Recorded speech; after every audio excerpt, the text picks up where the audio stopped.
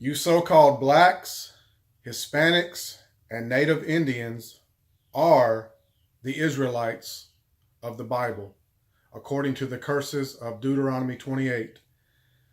And the simple fact of the matter is that my people have lied to you and the whole world about the Bible and have sought to paint their images over your images and to replace you in the Bible, which is your history, heritage, and culture.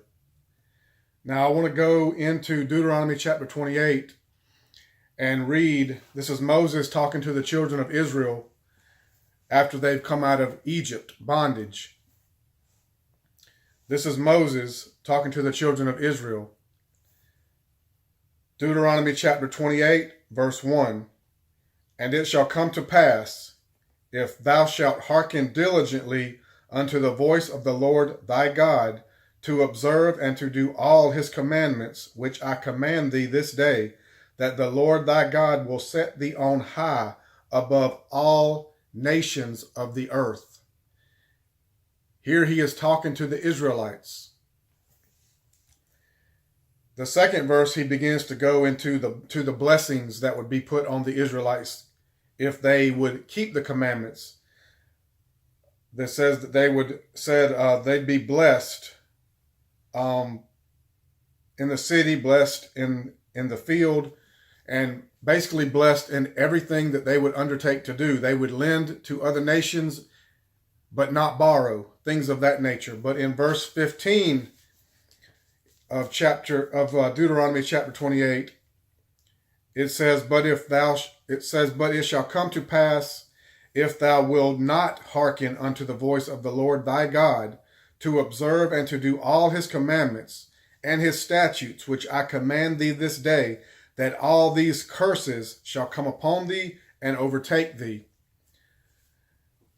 Now I want to go to Deuteronomy chapter 28, verse 68, and read one of those curses that all Israelites, so-called blacks, Hispanics, and Native Indians, should immediately be able to identify with, proving that you are the Israelites of the Bible.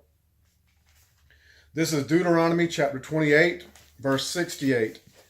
And the Lord shall bring thee into Egypt again with ships, by the way whereof I spake unto thee. Thou shalt see it no more. The it is referring to your homeland, Israel, Jerusalem. And there ye shall be sold unto your enemies. So wherever you got off of those ships, who you were sold to, those are your enemies, according to God. For bond men and bond women, and no man shall buy you. That word buy means to redeem.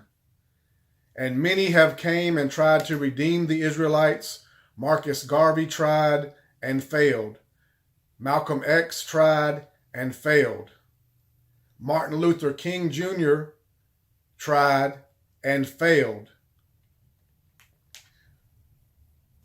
Now, as far as it says, and the Lord shall bring thee into Egypt again with ships. The word Egypt is a word that means bondage, house of bondage.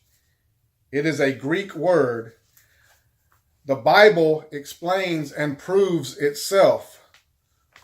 And I'm going to go to Exodus to prove that Egypt, that y'all being brought back into Egypt again with ships, is not referring to you going back into the land of Egypt literally again, but is referring to you going into slavery again. This is Exodus chapter 20, verse 21. I am the Lord thy God, which have brought thee out of the land of Egypt, out of the house of bondage. What is another word for bondage? Slavery. So the reason that the Israelites went into slavery is because they chose not to keep the covenant that God made with them and them only. So I hope that you found this video edifying. I hope that it helps to wake the Israelites, the so-called blacks, Hispanics, and Native Indians, who, according to the curses of Deuteronomy chapter 28, are the Israelites of the Bible. And with that said, I'm going to say shalom, and I will see you again in the next video. Thank you for watching. Israel, it's time to wake up and repent.